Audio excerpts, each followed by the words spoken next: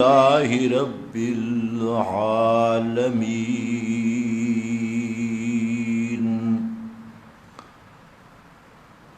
انتہائی قابل قدر بزرگوں اور بھائیوں، گزشتہ بیان میں آپ حضرات کے سامنے مومنین کے اوصاف ذکر کیے۔ سورۃ الانفال کی روح سے سورۃ الانفال کا اصل موضوع ہے جہاد اور قتال فی سبیل اللہ، اللہ کی راہ میں جہاد کرنا اور قتال کرنا۔ اس مناسبت سے سورت کے شروع میں مجاہدین فی سبیل اللہ، مومنین کے اوصاف ذکر کیے گئے۔ انما المؤمنون الذین اذا ذکر اللہ وجلت قلوبہم۔ پہلا وصف اہل ایمان اور مجاہدین فی سبیل اللہ کا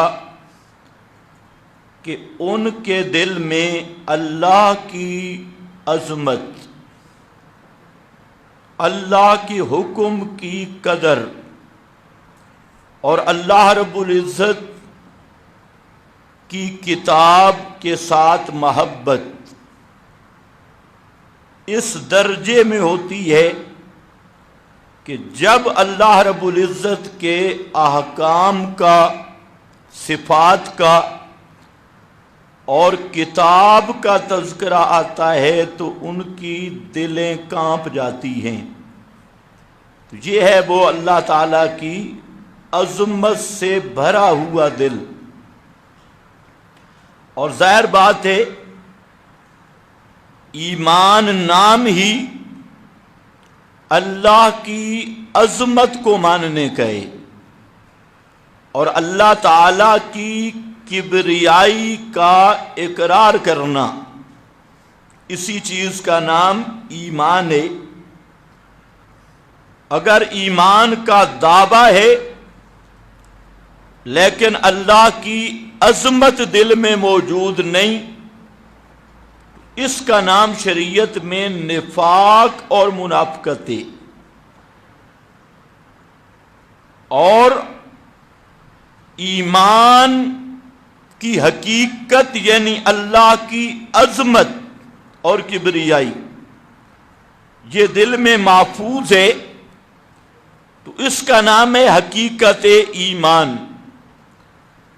اور جب یہ حقیقت ایمان ہوگی تو پھر اللہ کے راستے میں جان دینا، مال دینا، وقت دینا، اپنی خواہشات کو قربان کرنا، اپنی اولاد اور گھر بار کو قربان کرنا، پھر کوئی مشکل نہیں۔ مشکل اس وقت تک ہے جب تک اللہ کی عظمت اور کبریائی یہ دل میں نہیں آتی، تو ساری چیزیں رکاوٹ بن سکتی ہیں، مال بھی، اولاد بھی، برادری بھی اور خواہشات بھی۔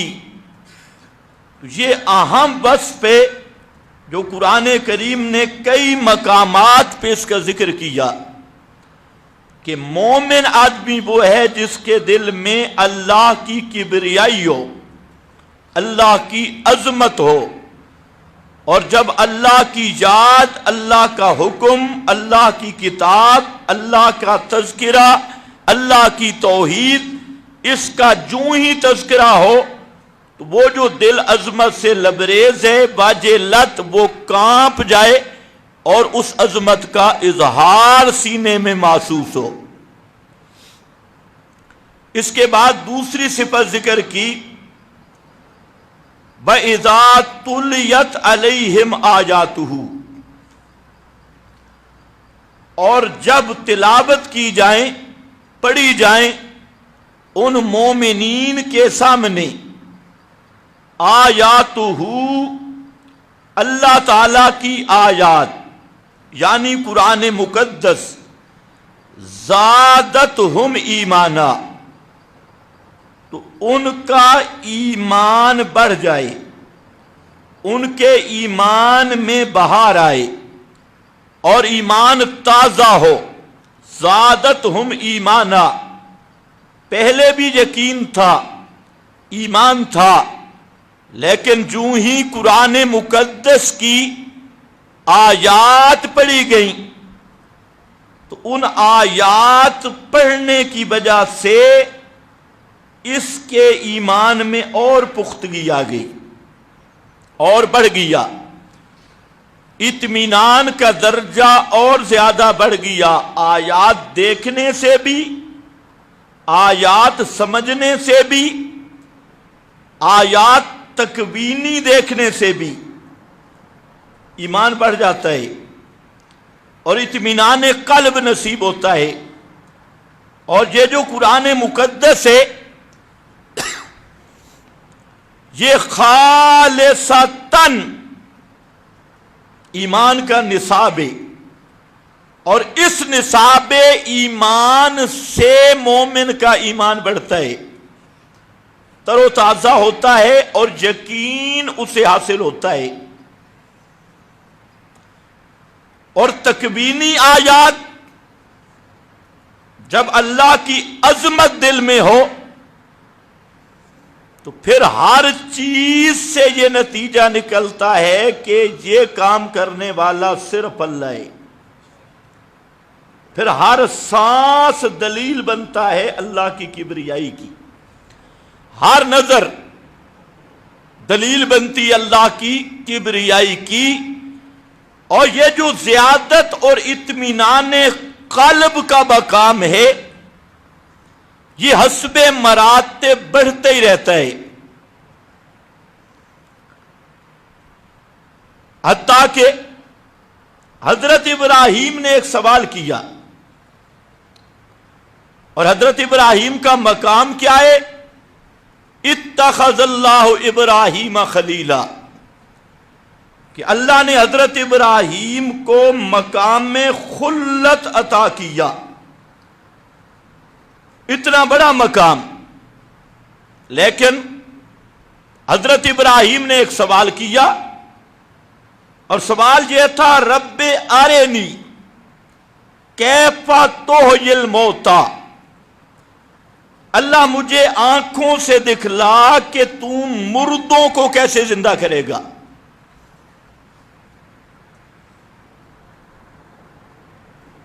یہ کس کا سوال ہے؟ حضرت ابراہیم کا، جو خلیل الرحمانی۔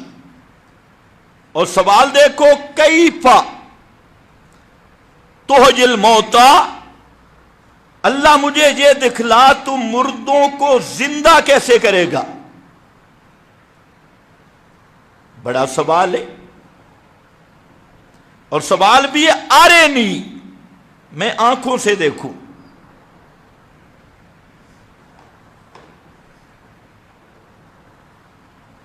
سوچنے کی بات ہے، ساری دنیا مکلف ہے ایمان بالغیب کی، لیکن حضرت خلیل نے سوال کر دیا، رب ارنی کیف تحیی الموتی، اللہ مجھے آنکھوں سے دکھلا کہ تم مردوں کو زندہ کیسے کرے گا۔ یہاں پر سوال تھا کہ کیا ایمان میں کوئی تزلزل ہے، کوئی شک ہے؟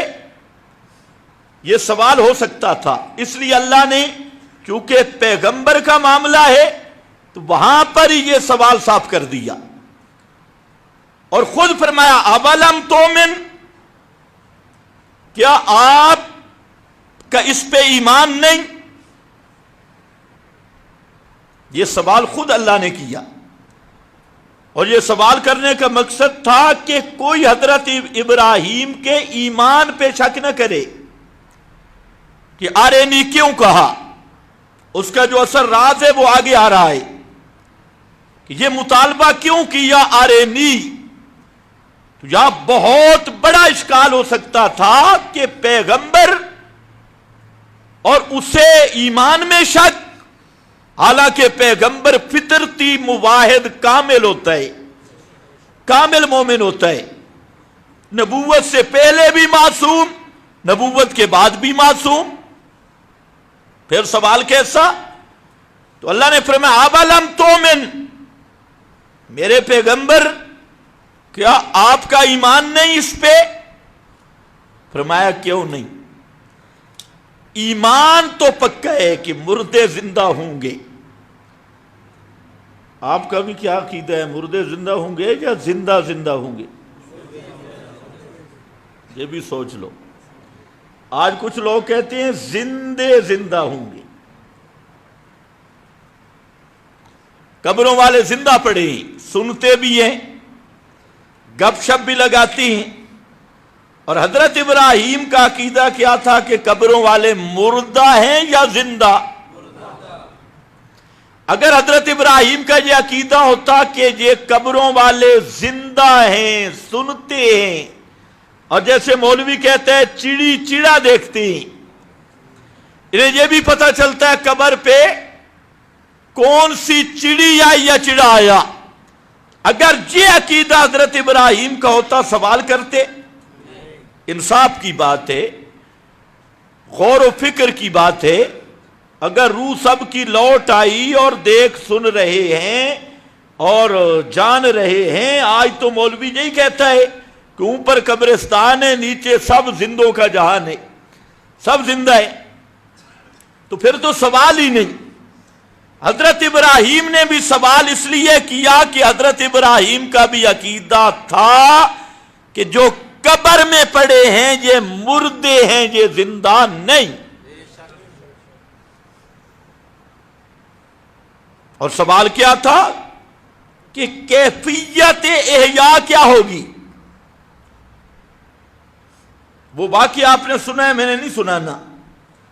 یہاں پر ایک لفظ بولا حضرت ابراہیم نے، فرمایا یا اللہ میرا ایمان تو پختہ ہے کہ مردے زندہ ہوں گے، وَلَٰكِن لِيَطْمَئِنَّ قَلْبِي، لیکن یہ سوال میں نے اس لیے کیا کہ میرا دل ذرا اور مطمئن ہو جائے، اطمینان حاصل ہو جائے۔ اسی اطمینان کا مطلب ہے زیادت الایمان۔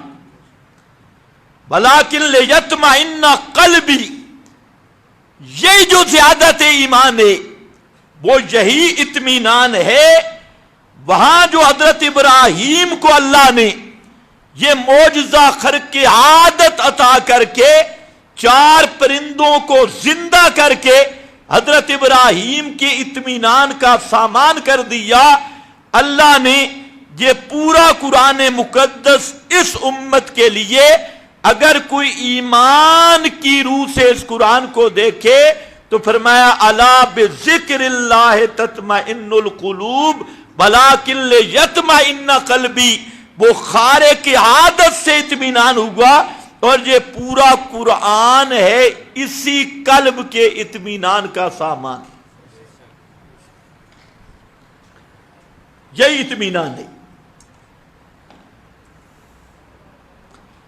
پرندہ کے زندہ ہونے والی خرق عادت سے بھی یہ بڑی دلیل ہے۔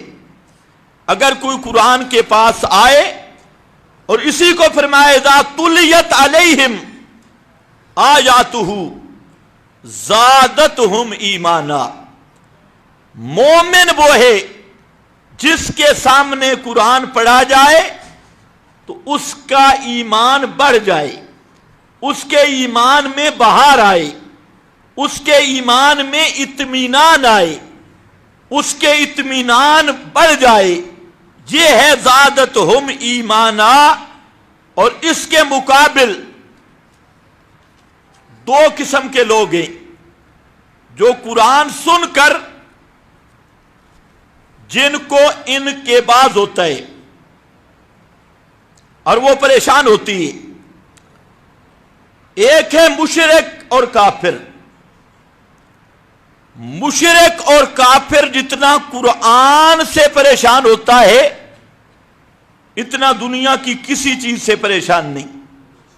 اس کے سامنے قرآن پڑھو، آیات پڑھو، یہ قرآن مقدس کہ ختم پڑھاتا ہے اس لیے کہ یہ عربی سمجھتا نہیں، قرآن کا شبینہ ہوگا، تلاوت ہوگی، تراویح میں پڑھے گا، لیکن اگر قرآن پاک کا کوئی ترجمہ سنائے کہ قرآن کہتا کیا ہے تو سب سے بڑا دشمن یہی مشرک ہے، یہی بدعتی ہے، اور اسی طرح کھلا کافر وہ سب سے بڑا دشمن ہے قرآن کا۔ اور دوسری قوم ہے منافقین کی۔ منافق کو جتنا قرآن سے دکھ ہوتا ہے اتنا کسی کو بھی نہیں ہوتا۔ یہ سورہ محمد ہے، اس میں سورہ محمد کا دوسرا نام ہی سورۃ القتال ہے، اور اس کا نام سورہ محمد رکھا، حالانکہ یہ سورۃ القتال جہاد والی سورت۔ تو لفظ محمد سے اس کو تعبیر کیا کہ محمد صلی اللہ علیہ وسلم کا تعارف اور آپ کی پہچان ہی قتال اور جہاد ہے۔ سورت کا نام سورہ محمد رکھ دیا کیونکہ یہ کیا ہے؟ قتال والی سورت۔ اور محمد عربی کا قرآن نے جو تعارف پیش کیا وہ قتال والا نبی، جہاد والا نبی۔ اور آپ نے بھی، میں نے گزشتہ جمعہ پہ بھی عرض کیا، اپنا تعارف نبی السیف سے کیا، جہاد اور قتال والا نبی۔ اس صورت میں فرمایا وَإِذَا أُنزِلَتْ سُورَةٌ مُحْكَمَةٌ ذُكِرَ فِيهَا الْقِتَالُ، جب کوئی محکم صورت آئے جس میں ذُكِرَ فِيهَا الْقِتَالُ، اس میں قتال کی بات ہو، جس کا مضمون ہو کہ اللہ کی توحید کی خاطر دشمنوں سے لڑو، کافروں سے قتال کرو، جہاد کرو۔ رأیت الذین فی قلوبہم مرض ینظرون الیک نظر المغشی علیہ من الموت، فرمایا دیکھے گا منافقوں کو، جہاد کی آیات سن کر منافق کے چہرہ دیکھو، ایسا پریشان ہو کے اور ایسا مدہوش ہو کر تیری طرف دیکھتا ہے جیسے اس پر موت کی غشی تاری ہے، ایسا بے ہوش اور مدہوش ہوتا ہے۔ یہ کون سا طبقہ ہے؟ منافقین۔ قرآن سن کر ان کے اوسان خطا ہو جاتی۔ اور کون سا حصہ؟ جس حصہ میں یہ مذکور ہو فَضَرْبَ الرِّقَابِ، کافروں اور مشرکوں کی گردنیں کاٹو، فَضَرْبَ الرِّقَابِ فَضْرِبُوا فَوْقَ الْأَعْنَاقِ، ان کی گردنیں مار دو، قَاتِلُوا أَئِمَّةَ الْكُفْرِ قَاتِلُوا كَافَّةً فَاقْتُلُوا الْمُشْرِكِينَ حَيْثُ وَجَدتُّمُوهُمْ انفروا خفافا وثقالا وجاہدوا، فرمایا اللہ کی راہ میں نکلو، سامان زیادہ ہے یا کم میں، ہلکے ہو یا بوجھل ہو، تو اللہ کی راہ میں جہاد اور قتال کا جب اعلان ہوتا ہے اس وقت منافقوں کی حالت ایسے ہوتی ہے جیسے کسی پہ موت کی غچی تاری ہے، اور جو مومن ہیں زادتہم ایمانا، ان کا ایمان بڑھتا ہے اور وہ نعرہ لگاتے ہیں حسبنا اللہ و نعم الوکیل، ان کا یہ نعرہ ہوتا ہے۔ اب ذرا خود پہچانتے ہو، ایک طبقہ وہ ہے جو قرآن مقدس کے مضمون جہاد سے گھبرا جاتا ہے، پریشان ہوتا ہے، اور وہ طبقہ آج حکمرانوں کی صورت میں موجود ہے۔ پیغمبر کے زمانے میں ان کو پیور منافق کہا جاتا تھا۔ عبداللہ ابن ابی کا گروہ جو خالص منافق تھے، ان کی یہ پہچان ہے کہ جہاد اور قتال فی سبیل اللہ کا عنوان سن کر وہ پریشان ہو جاتی ہیں اور جہاد کرنے کے لیے تیار نہیں ہوتے، اور آج انہی کی شکل میں اسلامی دنیا کے حکمران،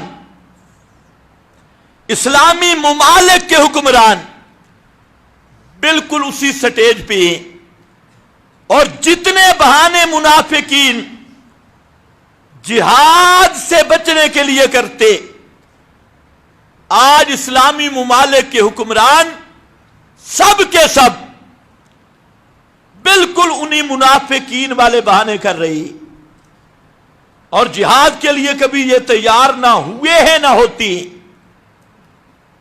جبکہ اس کے مد مقابل پوری دنیا میں صلیبی صہیونی نظام اس کو ایسا مسلط کر دیا گیا، اور پوری دنیا میں یہودیت عیسائیت کو ایسے مسلط کیا گیا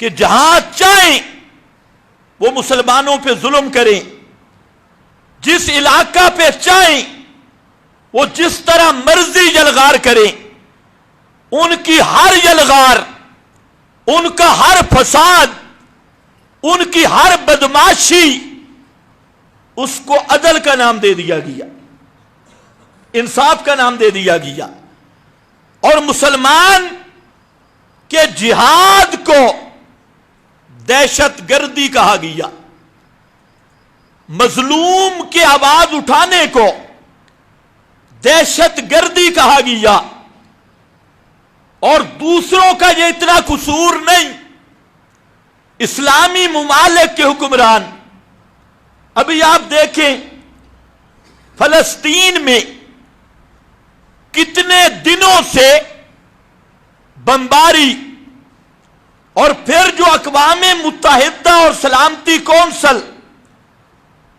طاغوت کے ادارے جو اہل اسلام پہ مسلط کیے گئے، اور ہمارے منافقین جن پہ اعتماد کرتی ہیں، یہ زنادقہ جن پہ اعتماد کرتی ہیں کہ اقوام متحدہ اقوام عالم کا ہمدرد ادارہ ہے، سلامتی کونسل وہ دنیا کی سلامتی کی ذمہ دار، آج پوری دنیا حیران ہے کہ وہ سلامتی کونسل کہاں گئی، وہ اقوام متحدہ کہاں گئی، جو پوری دنیا میں امن کے ٹھیکیدار، سلامتی کے ٹھیکیدار، سب کے سب اسرائیل کے حمایتی، اور مسلمانوں کے خلاف ابھی سلامتی کونسل کا اجلاس ہوا، ایک مشترکہ بیان جاری کرنا تھا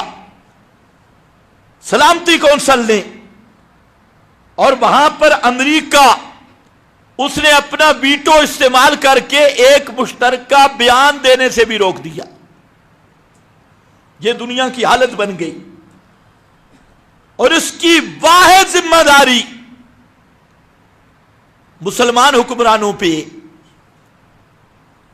کہ اسلامی ممالک کے حکمران جب سے بے غیرت بن گئے، منافق بن گئے اور انہوں نے طاغوت کی پوجا شروع کی، دجال کو پوجنا شروع کیا، دجالی نظام کی عبادت شروع کر دی اور طاغوت کو سجدہ شروع کر دیا، تو ان کی غیرت بھی ختم ہو گئی، ایمان بھی ختم ہو گیا۔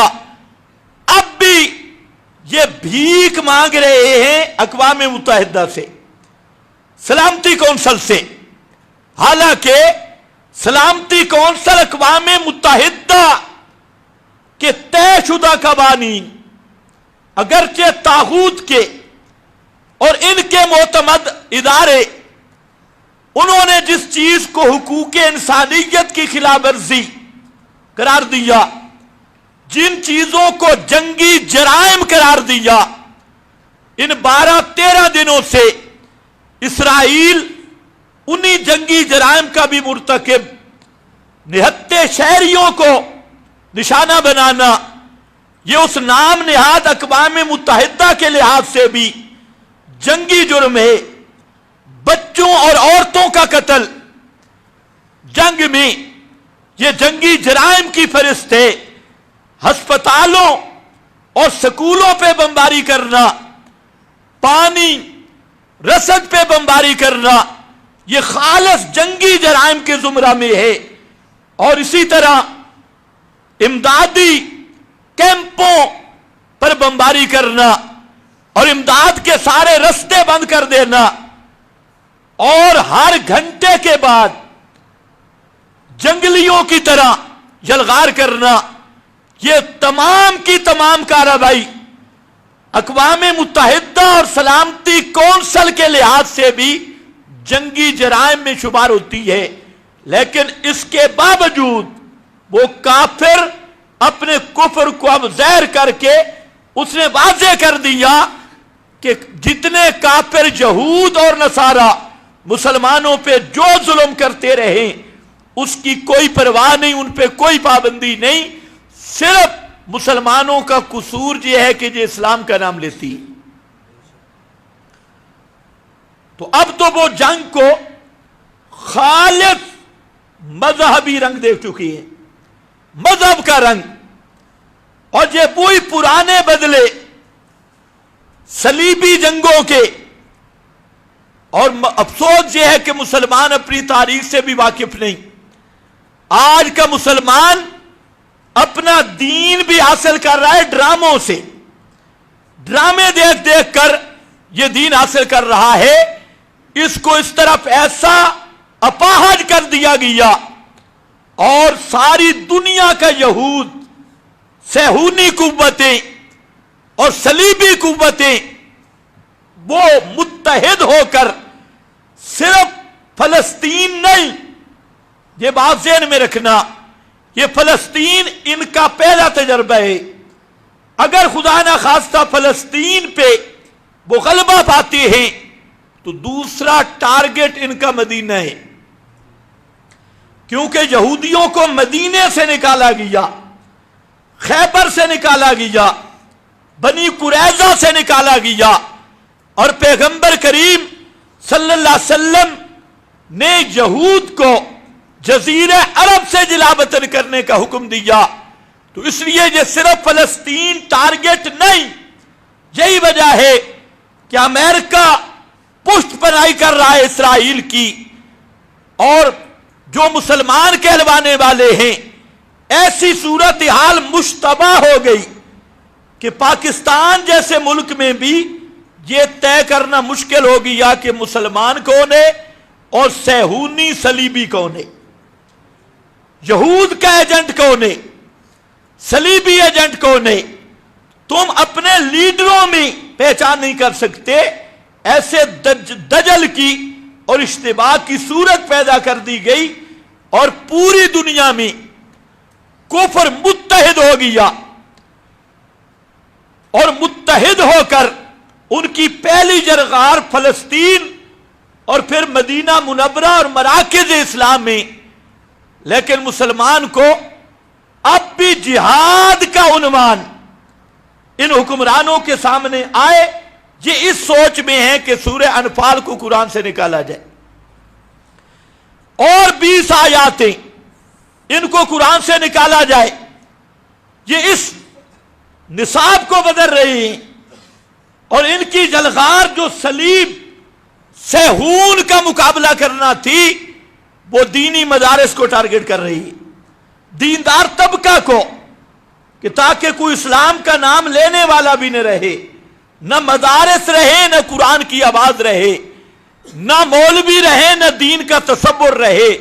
یہ اس لابی پہ کام کرنے والے تو یاد رکھ لینا کہ جہاد کو چھوڑ کر اس امت کی بقا نہیں ہے، جہاد کو چھوڑنا اس امت کے لیے ذلت کا پیغام ہے۔ جب تک یہ امت جہاد والے عمل پہ کار بند رہی تو ان کا سر اونچا رہا، اور سارے اقوام عالم ان کے سامنے سر نیچا کر کے رہی، اور جب سے اس امت نے جہاد کا فریضہ چھوڑ دیا اور اپنے دین کو دین سمجھنا چھوڑ دیا، اس وقت سے مسلمان ذلت کی زندگی گزار رہا ہے، اور سب کے سامنے اس کی آنکھیں نیچی ہیں۔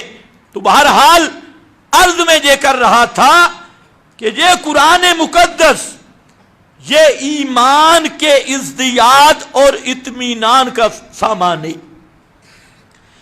اور قرآن کا جو حکم آئے مومن کی شان یہ ہے، اذا تلیت علیہم آیاتہ زادتہم ایمانا، اور مشرک منافق اس کی سب سے بڑی پہچان یہ ہے کہ اس کا قرآن کے ایک حصہ سے بغض ضرور ہوگا، وہ پورے قرآن کو نہیں پچا سکتا۔ یہی وجہ ہے فرمایا انہم لا یکذبونک ولکن الظالمین بآیات اللہ یجحدون، میرے پیغمبر یہ مشرکین مکہ آپ کو جھوٹا نہیں کہتے، لیکن یہ ایسے ظالم ہیں کہ اللہ کی آیات کا انکار کرتی، ولیکن الظالمین بآیات اللہ یجحدون، اللہ کی آیات کا انکار کرتی ہیں۔ یہاں قرآن پاک نے کلیئر بتا دیا کہ مشرکین کی اصل دشمنی وہ قرآن کے ساتھ ہے، اور صاحب قرآن کے ساتھ بھی دشمنی اس قرآن کی وجہ سے ہے۔ اصل سبب یہ ہے کہ وہ قرآن کے دشمن ہیں۔ اب یہ سوال تھا کہ قرآن مقدس کے ساتھ یہ دشمنی ہو سکتا ہے نبی کی وجہ سے ہو؟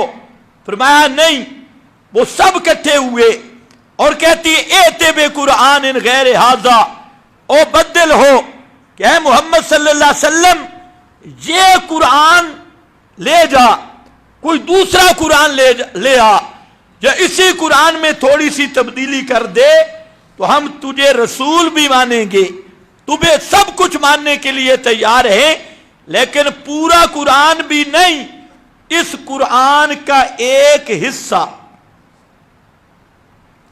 صرف ایک حصہ وہ اس قرآن سے نکال دو، بدل ہو، پورا قرآن نیا لے آ، اگر پورا نہیں آ سکتا اسی میں تھوڑی سی تبدیلی کر دے۔ اور آج کا دور دیکھیں تو یہی بات چل رہی ہے۔ یہ آپ کے حکمران کیا کہتی ہیں؟ صرف جہاد والی ایتیں نہ ہوں، نظام حکومت کی آیات نہ ہوں، اسلام نے جو قواعد سلطنت کے بیان کیے وہ نہ ہوں، تاکہ ہماری جمہوریت چلتی رہے، تاکہ طاغوتی نظام چلتا رہے، اس لیے یہ آیات نہ ہوں، باقی اسمبلی میں تلاوت بھی ہوتی رہے، OIC کے اجلاس میں بھی تلاوت ہوتی رہے، سب کٹھے ہوتے رہیں، لیکن یہ حصہ نہیں ہونا چاہیے۔ کیوں؟ یہ جہاد تھا کس لیے؟ اس کی بھی اصل وجہ اور ہے، وہ مسئلہ کیا ہے؟ اذا ذکرت ربک فی القرآن وحدہ ولوا علی ادبارہم نفورا. فرمایا میرے پیغمبر قرآن کا وہ حصہ وحدہ جس میں اللہ کی توحید کا بیان ہے، وہ حصہ جس میں اللہ کی توحید کا بیان، وہ حصہ نہ ہو.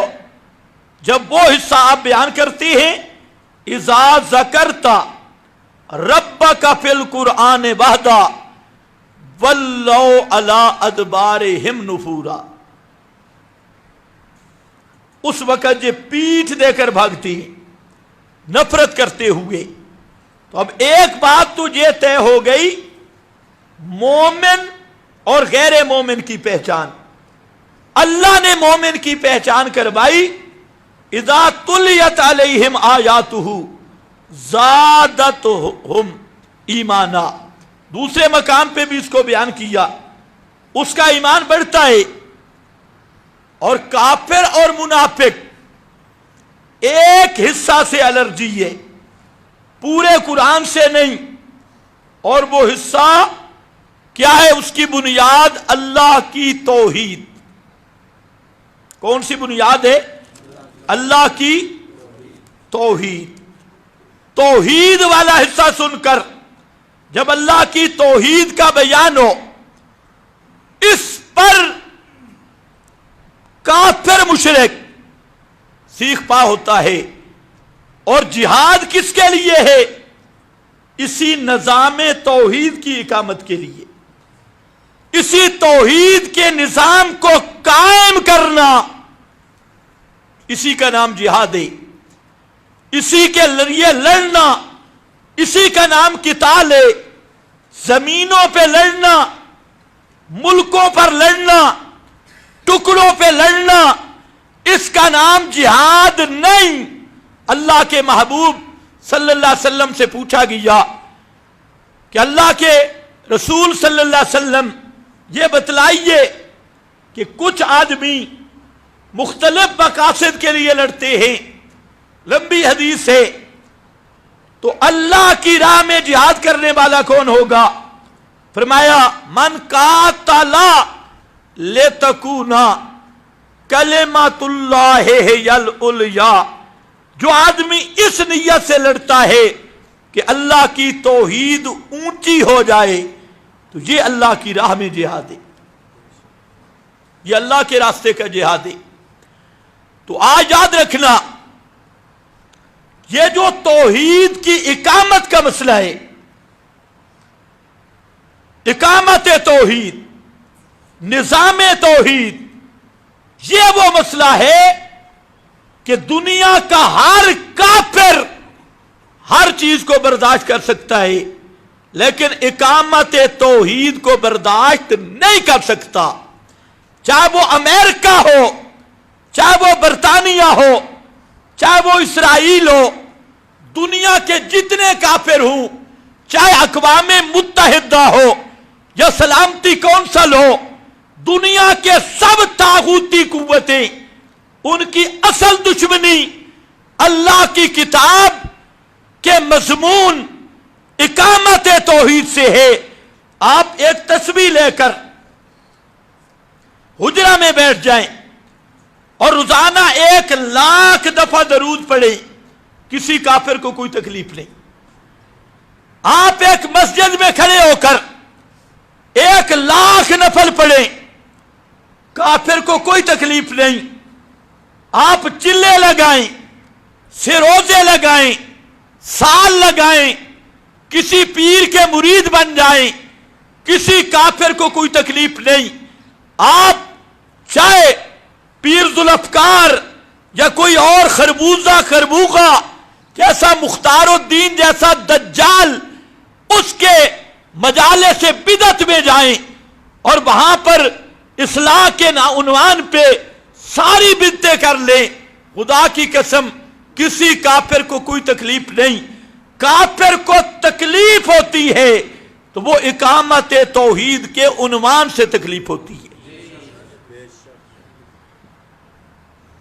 ایک ہے توحید کا انفرادی رنگ، ایک ہے توحید کا اجتماعی رنگ۔ توحید کا نظام، توحید کی اقامت، یہ ہے پیغمبر محمد مصطفیٰ صلی اللہ علیہ وسلم کا اصل مشن۔ صرف دروس دینے سے اسلام کی خدمت نہیں ہوگی، صرف مدرسے چلانے سے اسلام کی خدمت کا حق ادا نہیں ہوگا، صرف مولوی بنوانے سے، مفتی بنوانے سے اسلام کی خدمت نہیں ہوگی۔ اسلام کی خدمت تب ہوگی جو مشن اور ہدف محمدی ہے وہ پورے عالم پہ توحید کی اقامت کا عنوان ہے، اور جب تک یہ عنوان پہ محنت نہیں ہوگی اس وقت تک کسی کافر کا آپ کے پاس کوئی علاج نہیں۔ یہی وجہ ہے ابھی اسلامی ممالک کا اجلاس ہوا، جو اپنے آپ کو اسلامی ممالک کہتی ہیں، OIC،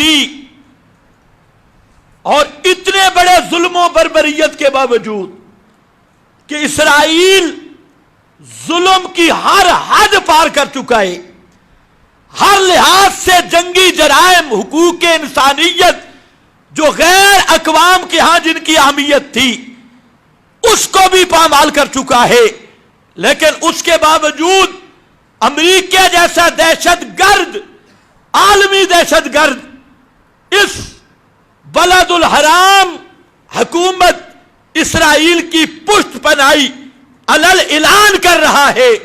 لیکن حیرت اس بات پہ ہے کہ اب بھی تمہارے حکمران امریکہ برطانیہ کو سجدہ کرنے کے لیے وضو کر رہی ہے، انہی پہ یہ اعتماد کر کے بیٹھے ہیں کہ وہ کیا بولتے ہیں۔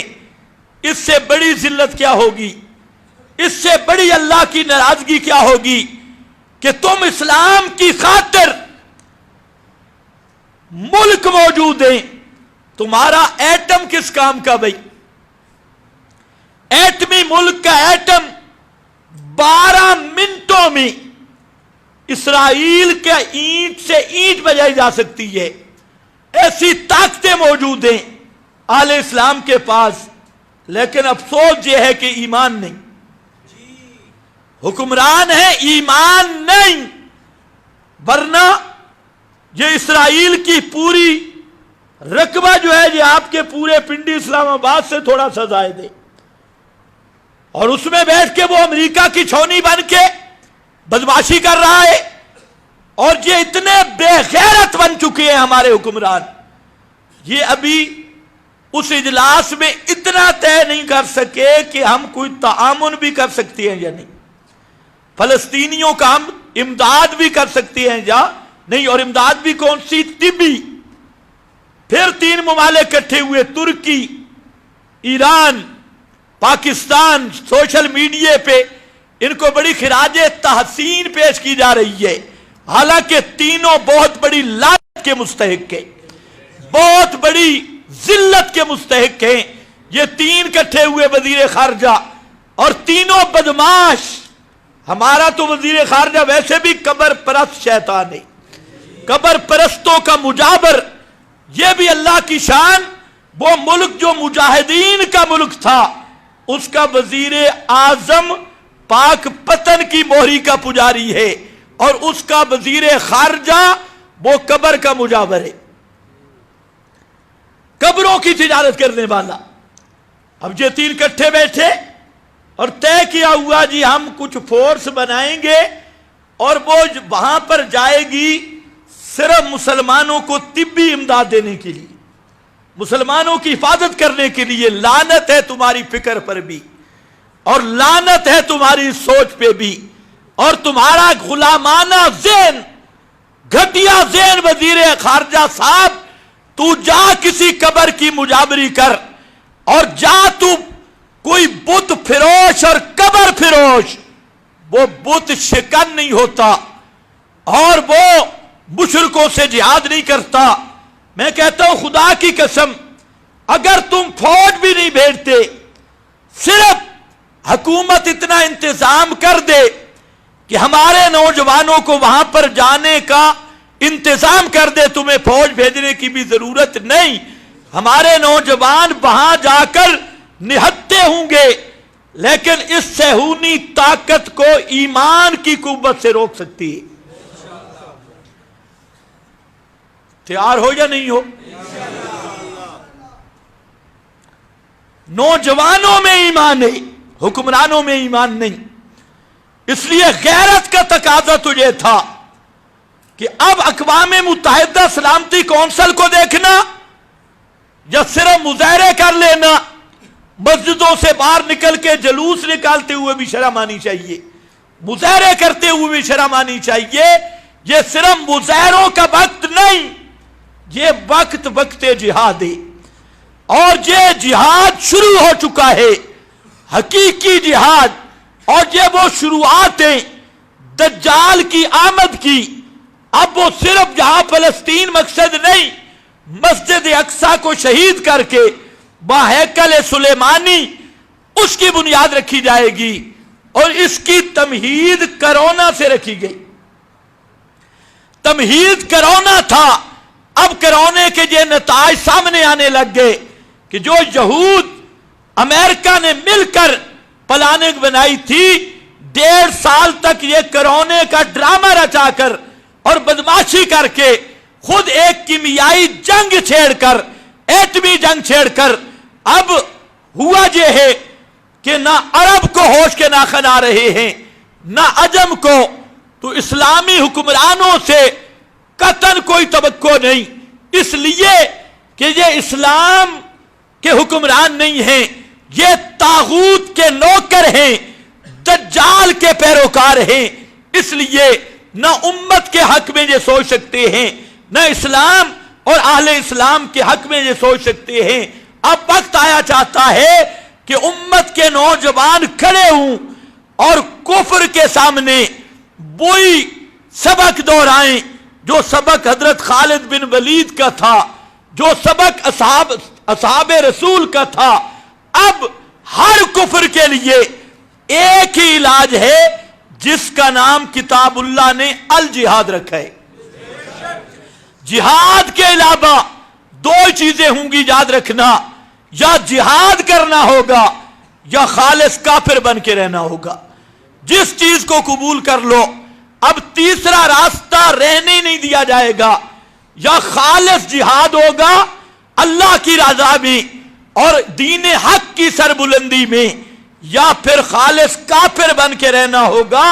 دوسرے لفظوں میں، یا دجال کے ہاتھ پہ بیعت کرنی ہوگی، طاغوتی نظام کا حصہ بن کے دجالی بننا ہوگا، یا پھر حقیقتاً محمدی بن کے اس جہاد کو اپنانا ہوگا۔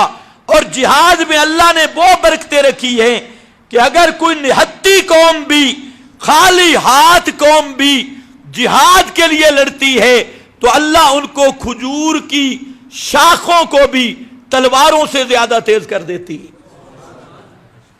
ان کے ڈنڈے، ان کا چلنا وہ ایٹم بمبوں سے زیادہ قیمتی بن جاتا ہے۔ اس لیے اس خالص ایمان کی ضرورت ہے جو ایمان قرآن نے دیا ہے، اور محمد مصطفیٰ صلی اللہ علیہ وسلم نے جس ایمان کا سبق دیا ہے، اور وہ وہی ہے جو اس سورہ انفال کے شروع میں ذکر کیا۔ اس میں اللہ کی عظمت دل میں جان کے، اللہ کے احکام کی دل میں قدر جان کے، پھر اللہ کی کتاب سے اطمینان حاصل کر کے، اطمینان قلبی حاصل کر کے، ساتھ فرمایا علی ربہم یتوکلون۔ جب اللہ کی کتاب سے ایمان حاصل کرتے ہیں پھر ان کے دل میں کسی چیز کا ڈر نہیں رہتا۔ علی ربہم یتوکلون، توکل کا یہی معنی ہوتا ہے۔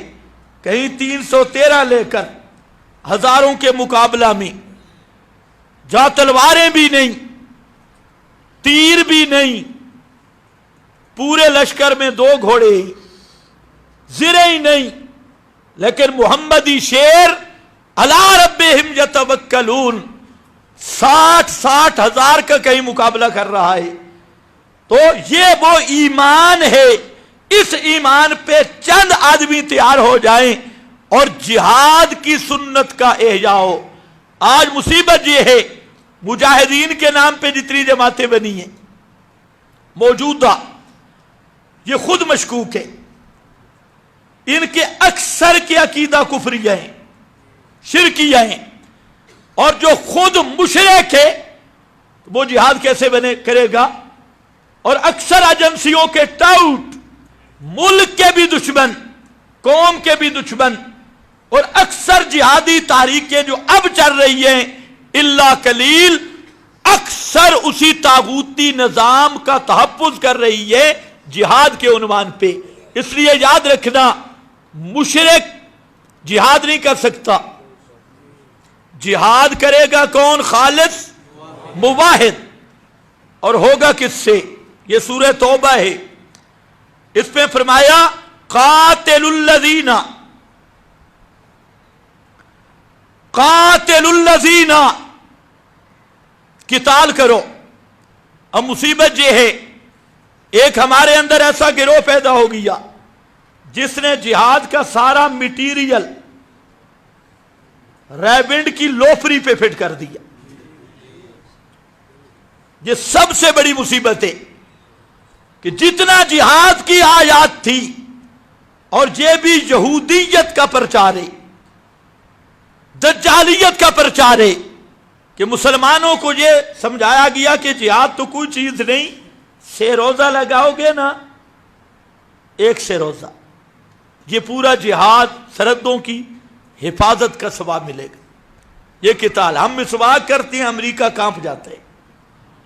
یہ ایک یہودی سوچ، دجالی سوچ پورے فرقے کا رنگ اختیار کر چکی ہے۔ جو دیندار طبقہ تھا اس کو انہوں نے خراب کر دیا، اور اسی لیے نبی کریم علیہ السلام نے اس گروہ کی علامتیں بیان کرتے ہوئے آخر میں فرمایا حتی یلحق آخرہم مال مسیح الدجال، کہ یہ آخر میں دجال کا گروہ بن کے نکلیں گے اور دجال کے ساتھ ملیں گے۔ اور علامتیں آپ خود سمجھ لیں کیا ہے؟ فرمایا ان کی علامت یہ ہے، ان کے سر اس طرح پھراتے ہوں گے، التحلیق، مسجدوں میں ٹولیاں ٹولیاں بن کے بیٹھتے ہوں گے، راستے پہ ٹولیاں ٹولیاں نکلیں گے، السنتہم احلی من السکر، ان کی زبانیں گڑ سے زیادہ میٹھی ہوں گی، وقلوبہم قلوب الذئاب، ان کے دل بھیڑیوں سے زیادہ خطرناک ہوں گے، یدعون اہل الاوثان، مشرکوں کو کچھ بھی نہیں چھیڑیں گے اور مشرکوں کے ساتھ تعلق رکھیں گے، یقاتلون اہل الاسلام، اور اہل توحید اہل اسلام سے لڑتے ہوں گے، ان کے ساتھ ان کی لڑائی ہوگی، اور یہ گروہ یہ چلتے رہیں گے، نکلتے رہیں گے، لا یزالون یخرجون حتی یلحق آخرہم المسیح الدجال، آخر میں دجال کا گروہ بن کے ابھریں گے۔ آج یہی دجال کا گروہ ہے، چاہے آپ اس کو ریبنڈی فرقہ کہہ لیں یا دجالی گروہ کہہ لیں، خدا کی قسم ذرا فرق نہیں ہے۔ اور دجل اس لیے ہے اس میں کہ بظاہر دین کا لبادہ ہے اور بظاہر بھیڑوں کے رنگ میں بھیڑیے۔ اب ان کے خلاف بولنا بھی بڑا مشکل ہے، پوری معیشت پہ ان کا قبضہ ہے۔ مولوی بولتا ہے چندے بند، مولوی بولتا ہے محلے میں احتجاج، اچھا جی یہ اچھا تبلیغیوں کے بھی خلاف ہے، ایسے بے ایمانوں کے بھی خلاف ہے، اور یہ پورا دجال کا گروہ ہے اول سے لے کے آخر تک۔ ہمیں الحمدللہ چندوں کی بھی کوئی فکر نہیں، خالص یہ مسئلہ پہنچانا ہم پہ فرض ہے کہ یہ ریبنڈی فرقہ یہ خالص دجالی طاغوتی ترجمان ہے، دین محمدی کے ساتھ ریبنڈی کا کوئی تعلق نہیں ہے۔ لیکن ہے اتنا جال، دین محمدی کے عنوان پہ لیبل دیکھو لگایا، پورے کا پورا دین ہم میں کیسے آئے گا؟ ان کو کہا پورے کا پورا دین فراڈ سے نہیں آئے گا، تم تو اول تمہاری تو ابتدا انتہا فراڈ پہ مبنی ہے، تم نے پورا کا پورا دین استنجا لوٹا سمجھائے، درختوں کی ایک شاخ نہیں چھوڑی، مسواک اوپر نیچے سارے چار چار جیبیں مسواک کی رکھ کے، فضائل اوپر فٹ کیا تلوار کے اور جہاد کے، اور پیغمبر کریم کی وہ صورت سیرت بیان کی کہ اکثر امت بھی شک میں مبتلا ہو گئی، اپنے نبی کی پہچان میں بھی، پیغمبر کی سیرت کے بیان میں بھی، اور ساری مشورہ جہاد والا انہوں نے آلو مٹر کاٹنے پہ مشورہ شروع کر دیا، گاشت جہاد کی تھی انہوں نے گلیوں میں لوفری شروع کر دی، اور نصرت جہاد کی تھی انہوں نے جو نصرت کے عنوان بنائے، اور پھر سب سے شیطان کا مقبول گروہ، سب سے دجال کا کر آمد گروہ، خدا کی قسم یہی رہ بنڈ کی صورت میں موجود فرقہ جس نے امت کو اقامت توحید سے دور کیا، امت کو جہادی جذبات سے دور کیا، اور صہیونی کوششیں کامیاب ہو کر یہ ایسا کینسر نکلا امت کے سینے پر کہ جس کا آپریشن کرنا بھی ناممکن ہے، اور آپریشن کیا جائے اس کا سمجھنا بھی ناممکن ہے۔ تو اس لیے یاد رکھنا یہ سوچ اسلام اور محمد کریم صلی اللہ علیہ وسلم کے دین کے سری متصادم سوچ ہے۔ کس سے ہوگا؟ فرمایا قاتل الذین، قتال کرو ان لوگوں سے، یہ خاص کر یہودیوں کی بات آ رہی ہے، اسرائیلی یہودی، یہ تو اصل یہودی بھی نہیں، مزے کی بات ہے کہ اسرائیل جو ہے یہ اصل یہودی بھی نہیں، اصل اہل کتاب یہودی بھی نہیں، یہ انشاءاللہ میں آئندہ جمعہ تفسیر کروں گا۔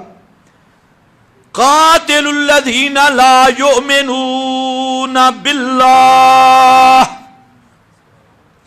سب سے پہلی وجہ ان سے لڑو جن کا اللہ کی توحید کے ساتھ ایمان نہیں۔